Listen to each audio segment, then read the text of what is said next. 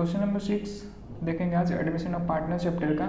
Question बोलता है A and B were partners in the ratio of 2:1. C was admitted on the condition that will bring 4500 as his share of goodwill and 2,21,250 as a capital in cash.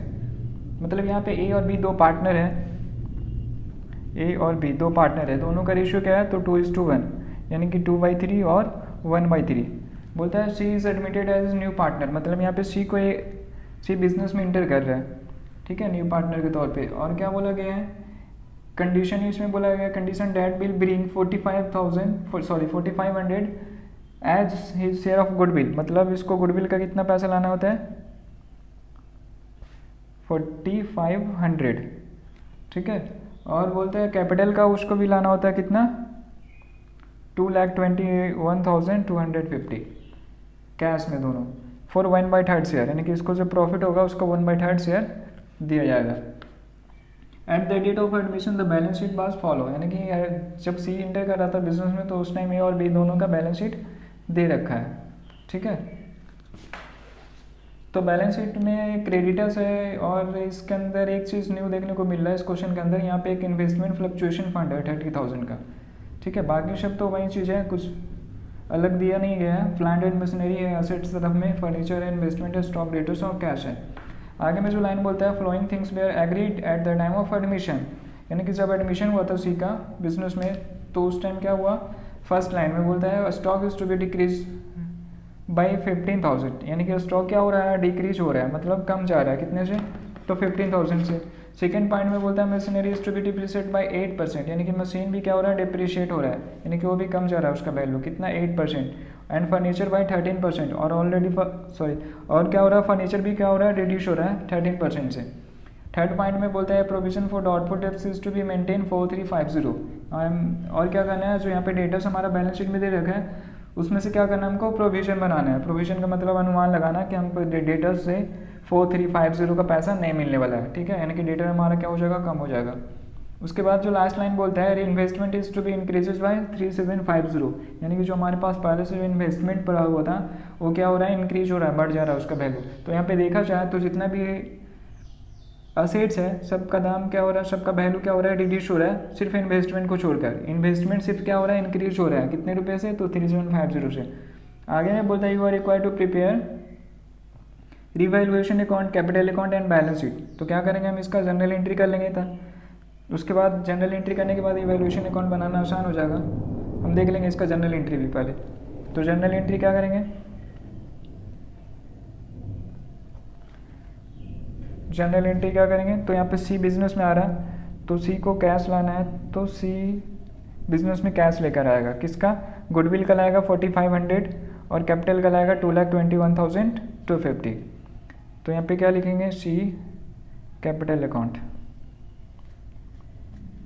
कितना ला रहा है capital को 2,21,250 और goodwill का 4500 लाता है, तो उसको क्या लिखेंगे प्रीमियम फॉर गुडविल 4500, यानी कि टोटल कैश कितना आ गया है दोनों को ऐड करेंगे, यानी कि 2,25,750। उसके बाद प्रीमियम फॉर गुडविल जो 4500 दिया ओल्ड पार्टनर को ट्रांसफर होगा, तो वापस से क्या कर लेंगे उसको डेबिट करके कैंसिल कर देंगे। तो प्रीमियम फॉर गुडविल को क्या करेंगे debit, premium for goodwill account debit हो जाएगा 4500। उसके बाद किसको ट्रांसफ़र करेंगे तो ओल्ड पार्टनर्स को, जो गुडविल का पैसा होता है जो न्यू पार्टनर लाता है वो किसको ट्रांसफ़र होता है तो ओल्ड पार्टनर्स को। तो ओल्ड पार्टनर यहाँ पे कौन है ए और बी, ठीक है, तो दोनों को ट्रांसफ़र हो जाएगा ए कैपिटल अकाउंट और क्या होगा बी कैपिटल अकाउंट, है ना। तो कितना कितना दोनों का ट्रांसफर होगा तो सैक्रिफाइसिंग रेशियो से, जब भी ट्रांसफर होगा गुडविल का पैसा तो सैक्रिफाइसिंग रेशियो से ट्रांसफर होता है। तो यहाँ पे सैक्रिफाइसिंग रेशियो निकालना नहीं पड़ेगा क्योंकि यहाँ पे ओल्ड न्यू रेशियो तो दिया नहीं है, तो उस कंडीशन में क्या होगा ओल्ड रेशियो हमारा सैक्रिफाइसिंग रेशियो हो जाएगा। तो ओल्ड रेशियो दोनों का कितना है ए और बी का, तो 2/3 और 1/3 दोनों को इस रेशियो से ट्रांसफर हो जाएगा। तो 4500 का 2/3 करेंगे और 4500 का क्या करेंगे 1/3, कितना आ जाएगा दोनों का 3000 और इसका 15,000, यानी कि 3000 ए को ट्रांसफ़र होगा और 15,000, ये वर्किंग नोट यहीं पे कर दिए थे हम, 3,000 और बी का कितना ट्रांसफ़र होगा तो 1,500। उसके बाद आगे देखते हैं इस क्वेश्चन में क्या बोलते हैं।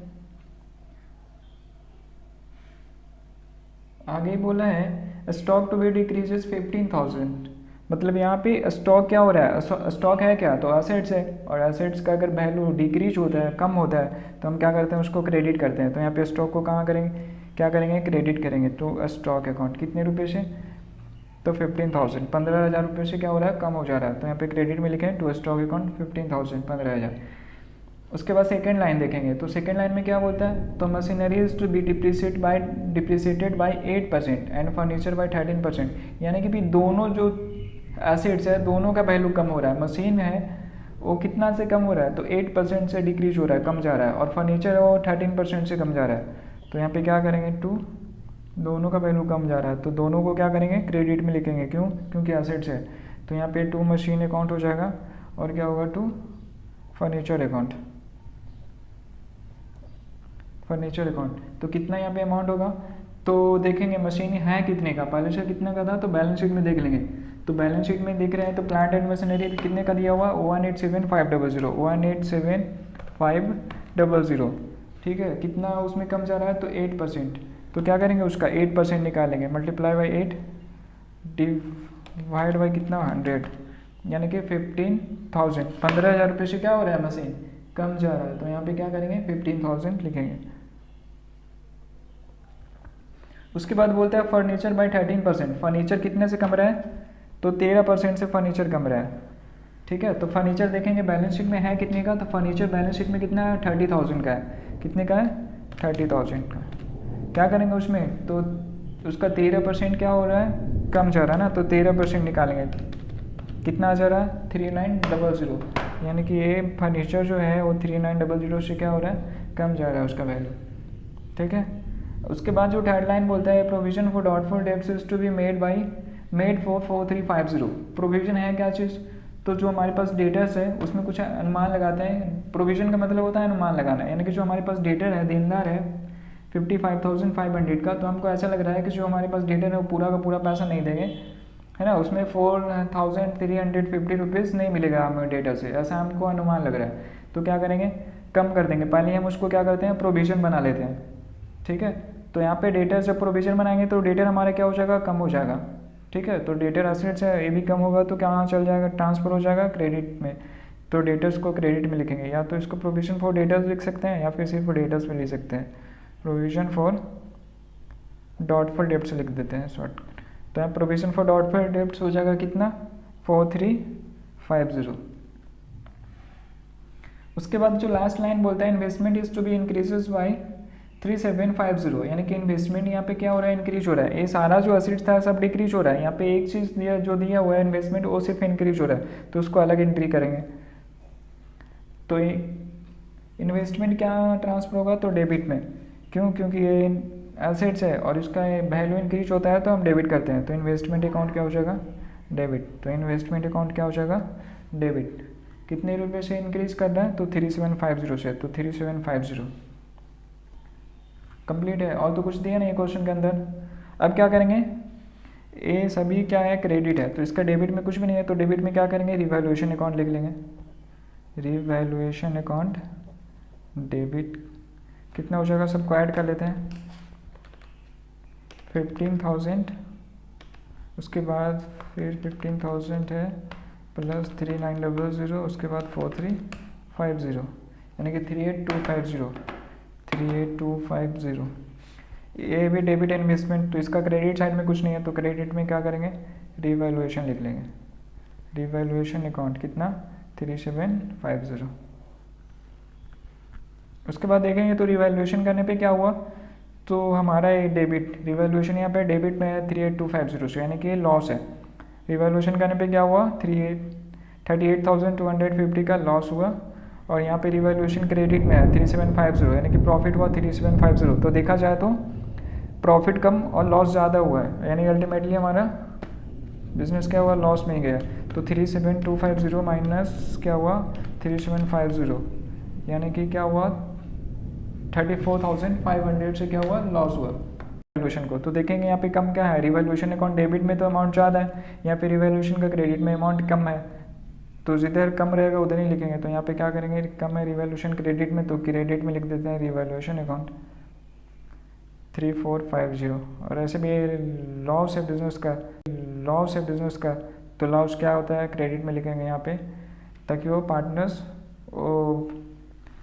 रिवैल्यूएशन का डेबिट में 38250, रिवैल्यूएशन क्रेडिट में 3750, यानी कि डेबिट अमाउंट ज़्यादा है, क्रेडिट अमाउंट कम है। तो यहाँ पे क्रेडिट में लिख लेंगे हम रिवैल्यूएशन अकाउंट कितना रुपये से कम है, तो इसमें माइनस कर देंगे, तो 34500 आ जाएगा, 34500 लिख लिए।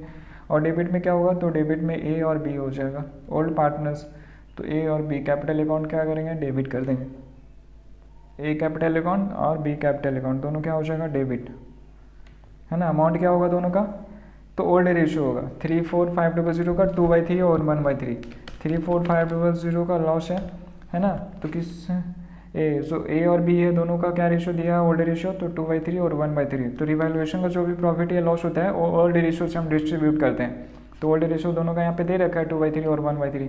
तो 34500 का यहाँ पे लॉस आया, तो उसको क्या करेंगे 2/3, यानी कि 23,000। ए को कितना देना होगा, 23,000। उसी तरह बी का करेंगे 34500 मल्टीप्लाई बाई कितना है उसका है, तो 1/3, यानी कि 11,500। यहाँ पे लिखेंगे 11,500। और इस क्वेश्चन के अंदर कुछ, अब इसके बाद देखेंगे बैलेंस शीट में कुछ है ऐसा चीज़, गुडविल या फिर कोई भी किसी भी तरह का रिजर्व है या फिर P&L अकाउंट। तो देखेंगे इस क्वेश्चन के अंदर एक नया चीज़ दिया हुआ है, इस क्वेश्चन के अंदर इन्वेस्टमेंट फ्लक्चुएशन फंड। ठीक है, इन्वेस्टमेंट फ्लक्चुएशन फंड यहाँ पे कितना है, 30,000 का है। ठीक है, तो इन्वेस्टमेंट फ्लक्चुएशन फंड का मतलब क्या होता है, तो देखेंगे तो असेट साइड में भी उसका इन्वेस्टमेंट दिया हुआ रहेगा। यहाँ पे असेट साइड में इन्वेस्टमेंट दे रखा है कितना, 57,000। तो जब भी हम किसी भी कंपनी में इन्वेस्टमेंट करते हैं तो हम उसके लिए एक अलग से फंड बना के भी रखते हैं। क्यों, क्योंकि इन्वेस्टमेंट अगर सपोज डूब जाए इन्वेस्टमेंट या फिर इन्वेस्टमेंट में लॉस हो जाए, तो हम क्या करेंगे, उस फंड से हम विड्रॉ करके यूज़ कर सकते हैं। तो यहाँ पे जो इन्वेस्टमेंट है, इन्वेस्टमेंट फ्लक्चुएशन फंड जो दिया हुआ है इस क्वेश्चन के अंदर 30,000, ठीक है, उसका यूज़ तो कुछ नहीं हुआ, तो उसको हम क्या करेंगे, लास्ट में वो पार्टनर्स को डिस्ट्रीब्यूट कर देंगे। यहाँ पे जो ओल्ड पार्टनर्स है ए और बी, दोनों को क्या करेंगे, डिस्ट्रीब्यूट कर देंगे, यानी कि दोनों को बांट देंगे। तो इन्वेस्टमेंट फ्लक्चुएशन फंड किसको ट्रांसफ़र कर देंगे, ओल्ड पार्टनर्स को, ए और बी को। किस रेशियो से ट्रांसफ़र करेंगे, तो 2/3, ये जो ओल्ड रेशियो दिया हुआ है यहाँ पे 2/3 और 1/3, इस रेशियो से ट्रांसफ़र करेंगे। ठीक है, तो इन्वेस्टमेंट फ्लक्चुएशन फंड को कहाँ लिखेंगे, तो डेबिट में। इन्वेस्टमेंट फ्लक्चुएशन फंड अकाउंट क्या हो जाएगा, ये हो जाएगा डेबिट, है ना। एक इसको ट्रांसफ़र करेंगे तो ए को और बी को ट्रांसफ़र करेंगे, तो एक कैपिटल अकाउंट हो जाएगा और बी कैपिटल अकाउंट हो जाएगा। कितना है इन्वेस्टमेंट फ्लक्चुएशन फंड, तो यहाँ पे 30,000 का है। ठीक है, तो 30,000 ट्रांसफ़र हो जाएगा किसको, ए बी को। किस रेशियो से, तो ओल्ड रेशियो से ट्रांसफ़र होगा। तो 30,000 इंटू कितना हो जाएगा, ओल्ड रेशियो क्या दिया हुआ है ए बी का, तो 2/3 1/3। तो हम 30,000 का क्या करेंगे 2/3, यानी कि 20,000। तो ए को कितना ट्रांसफ़र होगा 20,000, और उसके बाद बी को कितना ट्रांसफ़र होगा, तो 30,000 इंटू कितना बी का है शेयर, तो 1/3। तो 30,000 का क्या करेंगे 1/3, यानी कि 10,000।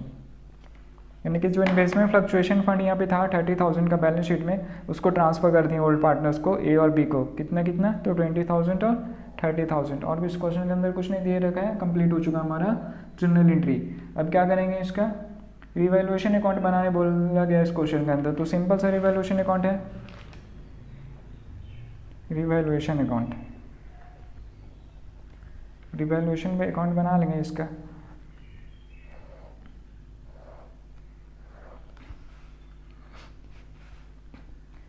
क्या होगा रिवैल्यूएशन में, इधर होगा पार्टिकुलर्स अमाउंट,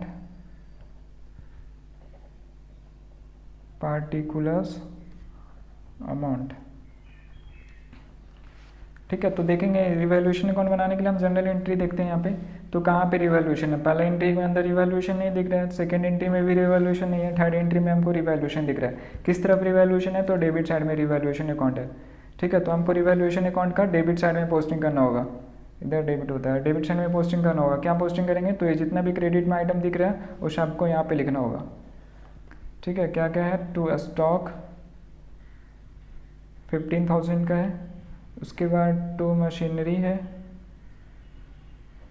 कितने का, 15,000 का, उसके बाद फर्नीचर है, टू फर्नीचर 3900, उसके बाद provision for doubtful debts, to provision, shortcut में लिख दे रहे हैं, प्रोविजन फॉर डाउटफुल डेब्ट्स कितना है 4350 का। उसके बाद देखेंगे आगे आगे जो एंट्री है इसमें भी रिवैल्यूएशन दिख रहा है, लेकिन इसमें किस तरफ रिवैल्यूएशन है, तो क्रेडिट साइड में। तो हमको पोस्टिंग भी कहाँ करना होगा, रिवैल्यूएशन अकाउंट का क्रेडिट साइड में पोस्टिंग करना होगा। ठीक है, तो क्या बोलकर पोस्टिंग करेंगे, तो यहाँ पे डेबिट में जो लिखा हुआ है इन्वेस्टमेंट अकाउंट डेबिट ये लिखना होगा। तो यहाँ पे हो जाएगा बाई इन्वेस्टमेंट अकाउंट कितना 3750। उसके बाद आगे बढ़ते हैं, आगे का एंट्री देखेंगे क्या इसके अंदर रिवैल्यूएशन है, तो इसमें भी रिवैल्यूएशन दिख रहा है किधर, तो क्रेडिट साइड में इसमें रिवैल्यूएशन है 3450 का। तो हमको भी पोस्टिंग कहाँ करना होगा, क्रेडिट साइड में। तो क्या बोलकर पोस्टिंग करेंगे, तो डेबिट में जो दोनों लिखा हुआ है इसी को लिखेंगे। तो यहाँ पे हो जाएगा बाई ए कैपिटल और बीज कैपिटल कितना कितना है 23,000 और इसका कितना है 11,500 है। अब दोनों को ऐड करेंगे, इसका इधर का टोटल का ऐड करेंगे कितना आएगा,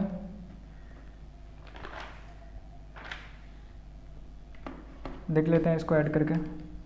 3750 23,000 11,500 यानी कि 38,250 इधर का ऐड कर लेते हैं। तो 15,000 प्लस 15,000 प्लस 15,000 और कितना है 3900 और कितना है 4350 यानी कि 38,250 दोनों इक्वल है यानी सही है।